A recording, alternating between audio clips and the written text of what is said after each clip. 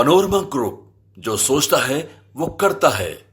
बात को कहा जो हमारे राष्ट्रीय अध्यक्ष हैं, हम भी कहना चाहते हैं कि हमारे मंत्री बनने पर जीतन मांझी का सम्मान नहीं, ये बिहार के हिंदुस्तानी अवाम मोर्चा के सभी साथियों का सम्मान है और सम्मान के लिए आ गया है। क्योंकि सम्मान का काम आपने किया है।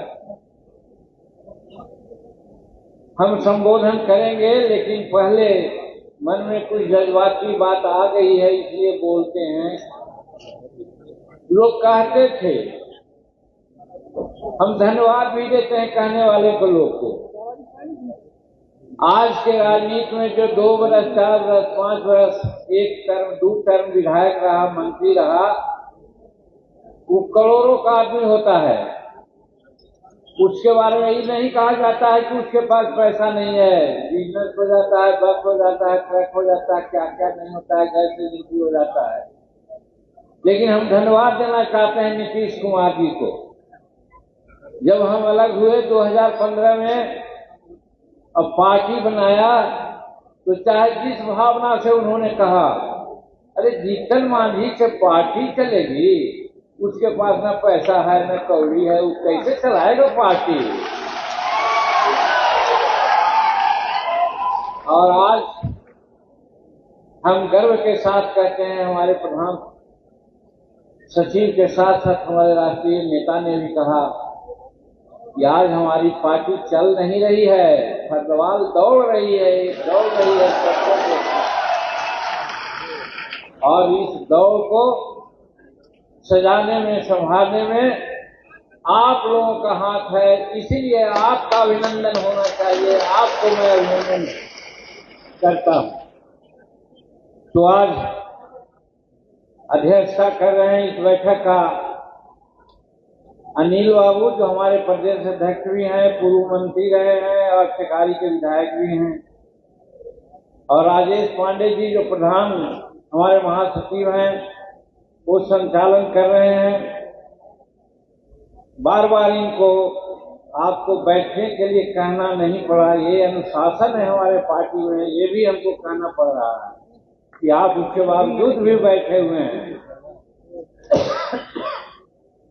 हमारे मंच पर उपस्थित संतोष सुमन जी हैं, जो राष्ट्रीय अध्यक्ष भी हैं, और इनको भी बधाई देना चाहिए आप लोगों को। मैं बधाई देता हूं कि ये आप लोगों की कृपा है कि 6 बरस के लिए हुए थे एमएलसी, 2024 गुजर गया, लग रहा था क्या होगा।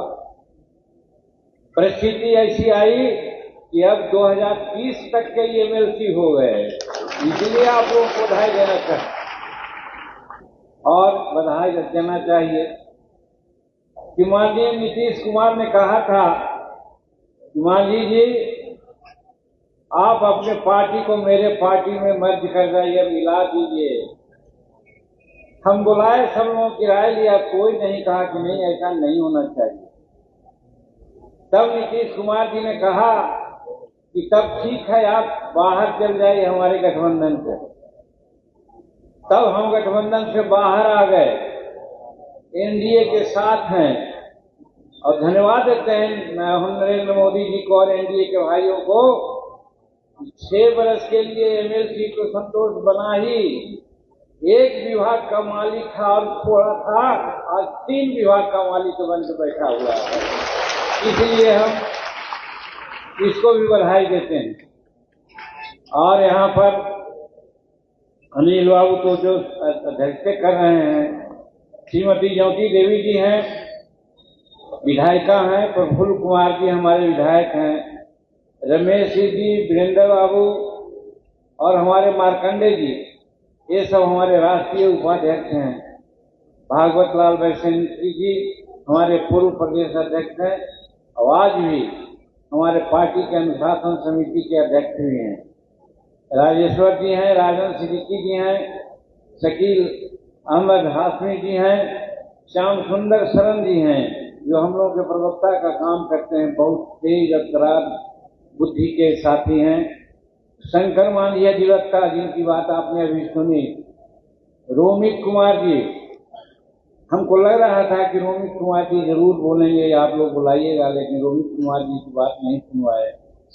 कमाल परवेज जी, नीलेश सिंह जी, आर के दत्ता साहब, जो हमारे दरभंगा के शेर हैं, वो भी हमारे साथ हैं।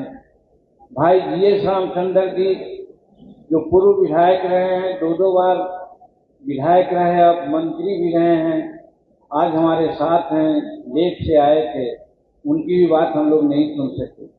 नंदलाल मांझी जी, सत्येंद्र राय जी, कमलेश सिंह जी, दिलीप यादव जी की बात आपने सुनी।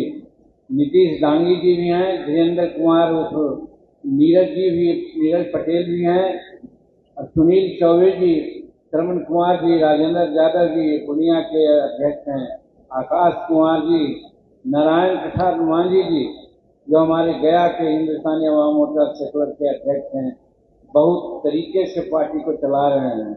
रणधीर कुमार जी औरंगाबाद, श्री DN सिन्हा साहब अभी हाल में हम लोग को पार्टी से जीते हैं, प्रोफेसर हैं, विद्वान हैं। हरेंद्र सिंह जी, राजेश कुमार जी, हमारे गीता पासवान जी, उनकी भी बात अभी हम नहीं सुन पाए। लोगों को चाहिए था गीता जी से बात को बुलवाना, महिलाओं का बात होनी चाहिए थी। सुनीता अशोक जी, आभा सिन्हा जी, रूबी देवी जी, ये हमारे क्षेत्र के हैं, माँ के बाजार के। स्नेहलता पांडे जी, भीम सिंह जी, और पार्टी के सभी जितने भी हैं, राज्य स्तरीय, जिला स्तरीय, प्रखंड स्तरीय सभी कार्यकर्तागण, और मीडिया के हमारे साथी लोग, हमारे मीडिया के लोग, चाहे प्रिंट मीडिया के हों, इलेक्ट्रॉनिक मीडिया के हों, या फिर छायाकार बंधु हों, बहुत लोग कहते हैं, इस बात को भी हम यहाँ के मीडिया के लोगों को हम प्रशंसा करना चाहते हैं कि लोग कहता है कि अपनी बात को कहवाने के लिए मीडिया के लोगों की खुशामद करनी पड़ती है, लेकिन हम धन्यवाद देते हैं पटना के मीडिया के लोगों को, जितनी बात हमारी वो छापते हैं, बहुत कम की बात उतनी छापते हैं, इसलिए उनको बहुत बहुत धन्यवाद देते हैं और बहुत बहुत मुबारकबाद देते हैं कि गरीब की बात को भी आप करते हैं। हालांकि कि आपके लिए भी हमने किया है। जब मुख्यमंत्री हुए थे तो आप लोग कहाँ बैठते हैं, कहाँ कैसे चलते हैं, उसकी भी चिंता किया था, और हर जिला में प्रेस क्लब बनाने की बात किया था। और ये भी हम जानते हैं कि आपकी आर्थिक स्थिति क्या है, इसके लिए हमने कहा था कि आपको हम पूरा ये करेंगे, पेंशन योजना से आच्छादित करेंगे, और जो भी छोटे बड़े लोग होंगे उनका रजिस्ट्रेशन कराएंगे और उनका भी एक समय तिथि अपनाएंगे। शायद उस पर अभी अमल नहीं हुआ है, ये दुख की बात है, लेकिन हमारे दिल के कोने में आप हैं, आप हमारे लिए करते हैं, इसके लिए पुनः पुनः धन्यवाद। भाइयों बहनों, सही है, हमने अपनी बातें कह दी, ये तो सब आपका करामात है, हमारा कोई करामात नहीं है, और आप एक होकर के दिखलाए हैं। इस चुनाव में हम करीब करीब 47 मीटिंग किया, हमारे राष्ट्रीय अध्यक्ष भी लगता है कि 50, 60 या 65 मीटिंग किया। ऐसा है कि बहुत से चुनाव क्षेत्र में हम लोग नहीं जा सके, लोकसभा के चुनाव में, लेकिन जो चुनाव जीत के आए हैं या जो कोई कारण से हार भी गए हैं, उनसे मुलाकात हुई है। सब लोगों ने एक स्वर से कहा कि भाई हमको कुछ नहीं करना पड़ा, लेकिन हिंदुस्तानी अवाम मोर्चा के कार्यकर्ता एकदम अपना चुनाव ऐसा लग करके हमको मदद किया है। ये बहुत बड़ी बात आपने की है, इससे आपका इज्जत बढ़ा, और यदि हम आज कुछ हैं तो आपके इसी करामात के चलते। अगर आप में एकता नहीं रहती समझदारी लोग को नहीं बनती कि जीतन मांझी गया से जीता है तो अकेला नहीं है, इसके पास लगभग 10-11% बिहार का वोट है, इसलिए सब लोग आपको तवज्जो दे रहे हैं। इसलिए आपको बहुत बहुत मुबारकबाद देते हैं कि इसी तरह बने रहिए और मजबूत होने का कोशिश कीजिए। हमारे लोगों को कमजोर लोग मानता है, इसलिए कहीं पद, कहीं पैसा, कहीं और सब चीज दिखला करके तोड़ने का कोशिश करता है। लेकिन धन्यवाद देते हैं हम अपने हिंदुस्तानी अवाम मोर्चा के भाइयों को, बहनों को, कि जो टूटने के बजाय और जुटते हैं, कहते हैं कि तुम पैसा दिखलाने आए हो, हम तुमको वोट नहीं करेंगे, हम वोट करेंगे अपने पार्टी को। ये जज्बा आप लोगों ने दिखलाया है, इसके लिए आप लोगों को बहुत बहुत धन्यवाद देना चाहते हैं। भाइयों बहनों, आज के दिन में हम ये कहना चाहते हैं और राष्ट्रीय अध्यक्ष से कहना चाहते हैं और प्रांत के सभी नेताओं से कहना चाहते हैं, हम हैं यहाँ पर, लेकिन हमारी नजरें कुछ और आगे है। आगे है, वर्तमान में उपचुनाव है बिहार में। 2025 में बिहार में आम चुनाव है विधानसभा का। बगल के राज्य झारखंड में चुनाव है। फिर 2027 में उत्तर प्रदेश में चुनाव है। हम लोगों को आज से ही सोच लेना होगा कि हम लोग इन राज्यों में भी अपना उपस्थिति दर्ज करें। इसके लिए सबको मनसा वाचा क्रमणा से मदद करनी होगी, जैसे आज आप कर रहे हैं। ये मैं एक टास्क देता हूं अपने साथियों को और अपने पदाधिकारियों को, और बहुत कुछ नहीं कह करके हम यही कहना चाहते हैं जिसकी चर्चा आप लोगों ने किया। हम भी विस्मित हैं, यानी हम भी आश्चर्य में हैं। दूसरे लोग जो थोड़ा सा हमसे कुछ सोचते हैं अलग, उनके दिल में जलन है। जीतन मांझी अकेला है और उसमें फर्स्ट स्पेल में उसको भारत के कैबिनेट में नरेंद्र मोदी जी ने रख लिया। ये कैसे हुआ? फिर उसके बाद जो मंत्रालय मिला है, हम इसके बारे में कहना चाहते हैं मेरे भाइयों। एक कह करके नरेंद्र मोदी जी ने हमको ये मंत्रालय दिया कि मांझी जी, हम अपने सपनों का विभाग आपको दे रहे हैं। शुरू में हम भी नहीं समझते कि क्या विभाग हमको दिए हैं, लेकिन आज जब विभाग का अध्ययन कर रहे हैं और गहराई में जा रहे हैं तो हम देख रहे हैं बहुत बड़ा भविष्य है इस विभाग का, बहुत बड़ा दारोमदार है इस विभाग से। हम तो यहां तक के जोड़ते हैं कि हमारा हिंदुस्तान जब धन धान से पूर्ण था, कोई बेरोजगार नहीं थे, दूध घी की नदियां बहती थी, उस समय कोई बड़ा बड़ा रोजगार नहीं था, मल्टीनेशनल कंपनियां नहीं थी। क्या चीज था उस समय? यही जो सूक्ष्म उद्योग जिसको कहते हैं, लघु उद्योग जिसको कहते हैं, मध्यम उद्योग कहते हैं, यही था उस समय।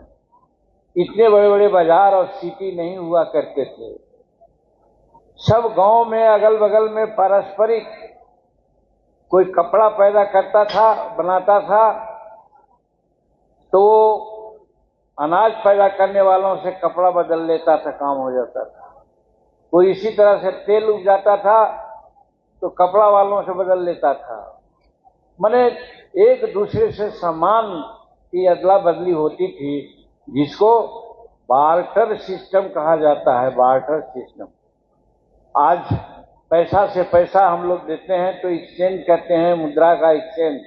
लेकिन उस समय मुद्रा का एक्सचेंज नहीं होता था, वस्तुओं का आदान प्रदान होता था। और वहीं पर दर्जी अपना काम कर रहे हैं, रविदास भाई अपना काम कर रहे हैं, रंगरेज भाई काम कर रहे हैं, कपड़ा सूता बनाने वाला लोग काम कर रहे हैं, वो कारपेंटर भाई हमारे काम कर रहे हैं, क्या क्या न रंग बनाने वाले काम कर रहे हैं, टिकड़ी बनाने वाले काम कर रहे हैं, चूड़ी बनाने वाले काम कर रहे हैं, कंबल बनाने वाले काम कर रहे हैं। सब काम गांवों में होता था, वही हमारे सूक्ष्म उद्योग में है। इसी को विकास करने के लिए जिम्मेवारी हमारे ऊपर प्रधानमंत्री ने देने का काम किया है। हम भी देख रहे हैं, अभी तक सही है। इस विभाग का जो विधा है उसके अंतर्गत बिहार को बहुत कम लाभ मिला है। जैसे एक होता है टेक्नोलॉजी सेंटर। टेक्नोलॉजी सेंटर ऐसे है कि जहां पर छोटे मोटे औजार हैं, छोटे मोटे नट हैं, छोटे मोटे सामान है, उसको लोग बनाते हैं। 250 करोड़ रुपया की योजना है और उसमें सैकड़ों का हजारों मजदूर लगते हैं और वो जब बिक्री होती है तो विदेश और बाहर में भी उससे पैसा लोग कमाते हैं। वो बिहार में एक भी नहीं। मैंने सोचा इस वित्तीय वर्ष में तो एक पर सफलता हम लोग पाई है, एक आ रहा है बिहार में, लेकिन अगले वित्तीय वर्ष में हम टेक्नोलॉजी सेंटर कम से कम 6 से लेकर 10 तक बिहार में हम करेंगे, ताकि इतना हजार लोग उसमें लगेंगे और यहाँ का सामान उत्पादन होगा और बाहर जाएगा। उसी प्रकार से क्लस्टर प्रोग्राम है। क्लस्टर प्रोग्राम भी हमारे यहाँ बहुत कम है, अगर है तो उसमें कहीं न कहीं कोई दिक्कत है। मैं मेरे भाइयों बहनों समझा रहा हूँ आपको समझने के लिए, और हमको बड़ी खुशी है कि आप लोग एकदम चुम्बक ऐसा एक तरह से सट गए हैं सुनने के लिए, और चाहिए भी। मर्म की बात मैं बतला रहा हूँ कि और है, जैसे दर्जी भाई दर्जी का काम करते हैं, रजक भाई कपड़ा धोने का काम करते हैं। तो कैसे करते हैं, क्या आमदनी उनकी होती है? मोमबत्ती बनाने वाले हमारे गांव घर में खास करके मुस्लिम बेटियां और बहू हैं जो अगरबत्ती बनाती हैं। इन सब का दाम कौड़ी के भाव से लोग ले जाता है, मिडिल मैन पैसा देता है, लेकिन वो कौड़ी के भाव से। हम जाते हैं बलरा वाला टेलरिंग हाउस में, हम कहते हैं आधुनिक आदमी हैं, टेलरिंग हाउस में जाते हैं और कहते हैं कि हम फलना टेलर के यहाँ से अपना कपड़ा सिलाया है। आप भी जानते हैं वो स्टिकर खाली उनका लगता है, वो सिलाते हैं छोटे छोटे हमारे टेलरिंग भाइयों से जो गांव में और देहात शहर में काम करते हैं। एक कुर्ता का दाम उनको 25 से लेकर 50 रुपया मिलता है, और हम लोग वही टेलरिंग हाउस में से लाते हैं तो 500 से लेकर के 1000 रुपया तक हमसे वो लेता है। यही फर्क है। मोमबत्ती का हमारी बेटियां और बहू मोमबत्ती गांव घर में बनाती हैं, वो 100 या 150 किलो उनका मोमबत्ती बिकती है, और वही ट्रक के ट्रक ले जाता है जो बिचौलिया लोग आते हैं पैसा दे करके, और वो प्रोसेस करके जब बेचता है तो उनकी मोमबत्ती 3000-4000 रुपये किलो के हिसाब से बिकती है। वो लाभ हमारे मोमबत्ती बनाने वाले बेटी बहू को मिलना चाहिए था। उसी प्रकार से सब चीज में है। तो क्लस्टर इसीलिए होता है कि क्लस्टर हम बना देते हैं तो वहां पर हर चीज के लिए पैसा का प्रबंध होता है बैंकों के माध्यम से। हमारे यहाँ मोमबत्ती के लिए क्लस्टर होगा, हमारे यहाँ अगरबत्ती के लिए होगा, हमारे यहाँ रंगने के लिए रंगाई कपड़ा के लिए होगा, पैकेज करने के लिए होगा। हमारा मानपुर है वहाँ सूती वस्त्र है, भागलपुर है वहाँ सिल्कन है, हमारे मुंबई यहाँ मधुबनी है वहाँ पर मधुबनी पेंटिंग लोग अनाप शनाप में बना करके लोग बेचते हैं। अगर उसी को एकत्र करके अगर भेजा जाएगा तो उसका 10 गुना पैसा मिलेगा। हमारा मखाना उद्योग है, हमारा मकई उद्योग है, ये सबका अगर क्लस्टर का मतलब होता है कि एक सेंटर बनता है, वो सेंटर में कुछ एक्सपर्ट लोग रहते हैं और वहाँ पैसा लेकर के बैंकों से लाभ दिलाने के नाम पर सब तरह के पदाधिकारी रहते हैं और जो ट्रेनिंग लेते हैं, चाहे प्रधानमंत्री विश्वकर्मा योजना के माध्यम से हो, चाहे एमएससी के माध्यम से हो, या और हमारे केवीआई जिसको कहते हैं खादी बोर्ड के माध्यम से हो, ये सब जो ट्रेनिंग लेते हैं वो वहाँ पर जाएंगे, एप्लीकेशन देंगे, उनको कार्य करने के लिए अनुमति मिलेगी और वही काम करेंगे। तो जहाँ वो 150 और 200 रुपया उनको मिलता है, वहाँ पर 2000 और 3000 उनको मिलेगा। इस तरह से हमारे लोग रोजगार से मुक्त होंगे। ये विभाग हमारे लिए है, इसलिए ये विभाग का बहुत बड़ा महत्व है और इस विभाग का महत्व आगे भी है, समय लगेगा। आप लोग भूखे हैं, हम इसीलिए उस बात को नहीं कहना चाहते हैं, लेकिन हम प्रधानमंत्री जी को बहुत बहुत प्रशंसा करते हैं और इसलिए कि पता नहीं क्यों हमारे ऊपर इतना बड़ा विश्वास उन्होंने किया है और हम भगवान से प्रार्थना करते हैं, आप लोगों से आशीर्वाद चाहते हैं कि आप लोगों का आशीर्वाद मिले कि हम नरेंद्र मोदी जी के स्वप्न का जो विभाग है वो चला पाएं, तो लाखों लाख लोगों को रोजगार दिलवा सकते हैं, लाखों लाख लोगों का एक कर सकते हैं। इसलिए और नहीं कहना चाहिए, लेकिन मैं तो कह देता हूँ, इतना ही तक नरेंद्र मोदी जी नहीं रहने दिए हैं हमको। आप लोगों को मालूम होना चाहिए भाइयों, एक नीति आयोग है जो समूचे हिंदुस्तान में बैठ करके नीति बनाती है कि कैसे चलेगा। जैसे पहले योजना आयोग थी, जानते हैं, उस नीति आयोग में भी जीतन मांझी को रखा गया है। ये नरेंद्र मोदी जी की कृपा है।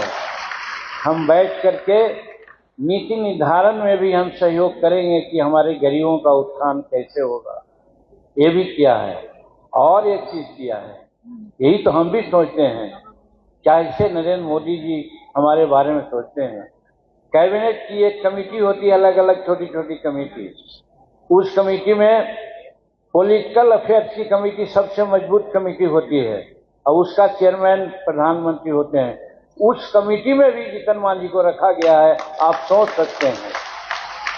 तो नरेंद्र मोदी जी की असीम कृपा है और हम पर उन्होंने विश्वास किया है और हम समझते हैं कि आप लोगों का आशीर्वाद मिले तो निश्चित रूप में उनका जो स्वप्न है उसको पूरा करके हिंदुस्तान में जो आज बेरोजगारी का आलम है, हमारा जो छोटे छोटे उद्योग है, जो महिला उद्योग है, लघु उद्योग है, उसको हम आगे बढ़ा करके, चाहे कृषि का मामला हो, चाहे फॉरेस्टेशन का मामला हो, या गौ पालन का मामला हो, मत्स्य पालन का मामला हो, ये सारे आवाम हमारे सूक्ष्म और लघु उद्योग में आता है। इसको बढ़ाने में एक चीज दिक्कत हो रही है मेरे भाइयों, कल भी हमने जयपुर में कहा है, जयपुर में इसी तरह की भाषण हमारा हो रहा था।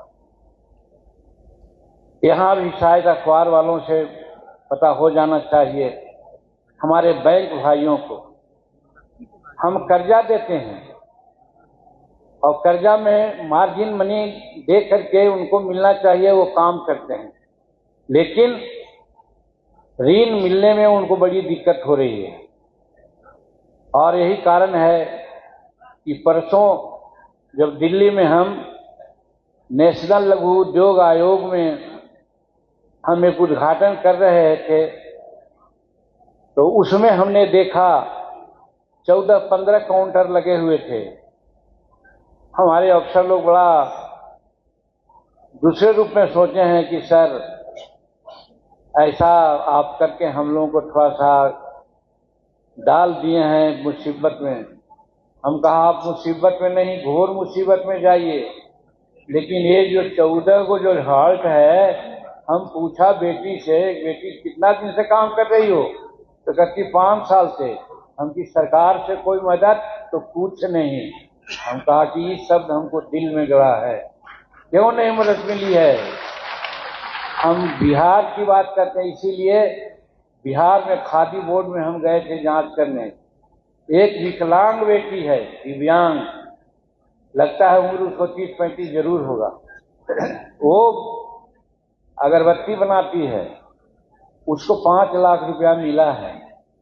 अब इतना अगरबत्ती बनाई है अच्छी से कि ब्रिटेन से उनको डिमांड आया है कि अगरबत्ती आप बना के हमको दो। तो कितना बढ़िया बनाई, तब तो ब्रिटेन से आया, लोग दूसरे देश के लोग भी देख रहे और कई देश का नाम लिया। तो हम पूछा कि इस कारोबार को आगे तो बढ़ा सकते हो ना। कहीं अंकल ये 5 लाख रुपया लेने में हमको तो बड़ी दिक्कत हुई है, क्या हम करें। हम उसी समय निर्णय लिया और हम भारत सरकार में लागू करेंगे कि 5 लाख नहीं 25 लाख तक जो 80% विकलांग बेटा बेटी है उसको हम बैंक के मार्जिन मनी माफ करवा देंगे ताकि उनको सिर्फ कर्ज मिले और वो काम करे। तो इस तरह का आयोजन है, इस तरह का यहाँ सुविधा है, दिया जा सकता है। आप लोगों को भी कहते हैं कि जिस प्रकार से मनरेगा में, जिस प्रकार से और सब जगहों में देखते हैं इंदिरा आवास बनाने में, हम बार बार कहते हैं, आज फिर पत्रकार लोग हंसेंगे। एक बार जब मुख्यमंत्री हम बने थे तो हम कहे थे कि भाई बिजली के बिल देने में हम अपने बेटा को कहा कि 3500 रुपया बिल है, दिक्कत है। तो इसने कहा कि पापा वो कहता है कि 1600 रुपया में बिल ले देंगे, सब काम दाम तमाम हो जाएगा। तो हम कहा करवा लो ना, तो करवा लिया। उस समय संतोष कुमार पढ़ रहा था, तब बिजली वाले लोग कहीं की तो हम लोग का बखिया उखाड़ दिए। हम की बखिया उखाड़ दिए, जब हमारे घर में 1700 बिल आया, उसको 1500 में आप ठीक कर दिए, इसका मतलब गड़बड़ कर रहे हैं, सब जगह कर रहे हैं ना। उसी प्रकार से यहाँ है, इंदिरा आवास जिसको मिलना चाहिए, वो गरीब का खगड़ा का घर, वो गरीब का मिट्टी का दीवार, आज ही बरसात हुई है, कईयों का गिर गया है, उसको इंदिरा आवास नहीं मिला है। आवास मिला किसको? हमारे ऐसे आदमी को। यानी हम ब्लॉक उलॉक घूमते हैं और लोगों से जरा 7-5 लगाते हैं, तो बस कुछ इस तरह के उनको दे दिया, वेंड हुआ, हमको मिल गया। तो भाई ऐसे नहीं होना चाहिए। ऐसे होगा तो कल ही हम जयपुर में कहा है कि जीतन मांझी घर में नहीं रहता है, गांव में नहीं रहता है, गांव में जाता है। चावल जैसे टोया जाता है एक चावल, तब देखता है कि हरियाणा में चावल बन गया। उसी प्रकार से चाहे राजस्थान हो, चाहे केरला हो, चाहे कर्नाटक हो, हम उस गांव में जाकर के एक बेनिफिशियरी को देखेंगे, कैसे आपको बैंक मिला, कैसे आपको और सब मिला, क्या दिक्कत हुई, और उसी के आधार पर हम नीति निर्धारण कर देंगे।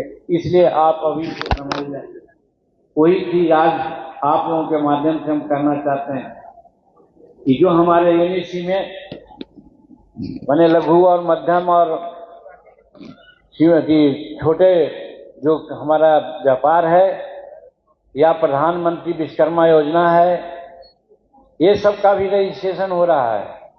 हमारे बहुत लोग जानते नहीं कि प्रधानमंत्री विश्वकर्मा योजना क्या है, और रजिस्ट्रेशन हो गया। रजिस्ट्रेशन मात्र था 5 या 6 लाख करना, हो गया है 12 लाख। वाह। लेकिन लोन देना था 2 लाख को, तो मिला है मात्र 1700 का। हमारा कहना है कि आप लोगों को यही सचेत कर रहे हैं, ब्लॉक में जो सेवा कौन सेवा, ग्राहक सेवा चलाते हैं, उन लोगों से जाकर पूछिए, अपने वीडियो से पूछिए कि प्रधानमंत्री विश्वकर्मा योजना का रजिस्ट्रेशन कैसे होता है। और रजिस्ट्रेशन कराने वाले लोग वही बिचौलिया लोग हैं जिसकी चर्चा प्रधानमंत्री जी ने भी परसों कैबिनेट में किया। साफ उन्होंने, प्रधानमंत्री ने कहा कि भाई हम लोग तो सब कुछ कर रहे हैं, लेकिन जो बिचौलिया टाइप के लोग है वही बीच में अपना सब काम कर लेता है और गरीब लोग छूट जाता है। तो प्रधानमंत्री भी इस बात को जान रहे हैं। तो जब प्रधानमंत्री जान रहे हैं तो प्रधानमंत्री का चेला जीतन मांझी क्यों नहीं जानेगा उस चीज को। इसलिए आप लोगों से कहना चाहते हैं कि गांव में ये मेरे सब स्कीम है, उसके अंतर्गत सब रजिस्ट्रेशन कराइए। रजिस्ट्रेशन कराने के बाद यहाँ खादी ग्राम उद्योग में या फिर हमारे NSIC का है, उसमें भी ट्रेनिंग होती है, उसमें पैसा मिलता है और सर्टिफिकेट मिलने के बाद आपको बैंक से लोन मिलेगा ताकि अपना व्यापार आप कर सकते हैं।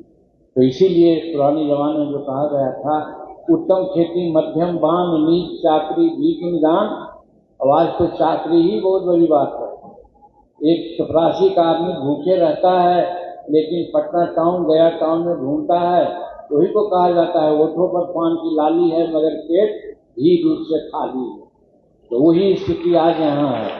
तो हम यही कहना चाहते हैं कि आप लोग सतर्क रहिए और आप लोग जैसा हम बताया उसके आधार पर आप अपना काम कीजिए। और हम बराबर बिहार में अवेलेबल हैं, भले हमको राज्य के दूसरी जगहों में जाना पड़े जाएंगे, पता नहीं भगवान ने क्या है। हम घबरा रहे थे, हमारा उम्र 80 वर्ष का है, हम 4-5 तो बीमारी से जूझ रहे हैं, लेकिन लगता है रोज नई नई एनर्जी हमको मिल रही है। अब जोइए ना कि कल जयपुर में थे, रात में आए हैं, आज यहाँ रहे हैं, फिर जाएंगे दिल्ली, फिर उसके बाद कहाँ कहाँ जाना है, चल रहे हैं। तो हम कहते हैं कि बिहार के बारे में आप लोग को जहाँ जो दिक्कत होगी, आप लोग यहाँ हम एक पदाधिकारी को रख रहे हैं, उसके नजदीक आप लोग बताइएगा। आपको लोन लेने में, आपको ट्रेनिंग में जहाँ कोई दिक्कत होगी हम लोग सब मुहैया करावेंगे। तो हम यही कहना चाहते हैं कि ये विभाग नरेंद्र मोदी जी ने गरीबों के भलाई के लिए हमें सौंपी है और ये बहुत बड़ा विभाग है, बहुत हम इसमें इंटरेस्ट ले रहे हैं और हम कर सकते हैं कि बिहार में जो सबसे युवा लोग हैं ज़्यादा, उनको हम नियोजन दे पाएंगे इस सब के साथ। और फिर पार्टी के बारे में हमारे सभी नेताओं ने कहा इस पार्टी को आगे बढ़ाने की बात है और समस्त इंडिया के लोग इस पार्टी को जान गए हैं और लोग समझ रहे हैं कि आपके पार्टी का क्या उद्देश्य है और उसको लेकर के सब आपके साथ मिलना चाह रहे हैं। पार्टी का आगे विस्तार दूसरे राज्यों में करें, ये हम आज यहाँ के नेताओं को कहना चाहते हैं। और हमको आज बुला करके आप एक सम्मिलित रूप में दर्शन दे दिया, उसके लिए हम आपको बहुत बहुत धन्यवाद देते हैं। और फिर धन्यवाद देते हैं हम अपने प्रदेश के कार्यकारिणी को और हमारे राष्ट्रीय अध्यक्ष को कि गुरु गोविंद दो खड़े काको लागू पाए, बलिहारी गुरु आपने जो गोविंद दियो बताए, आप लोगों को बता दिया है, आप लोगों ने हमारा सम्मान दिया, इसके लिए बहुत बहुत धन्यवाद, बहुत बहुत शुक्रिया। और फिर एक बार फिर हम अपने मीडिया बंद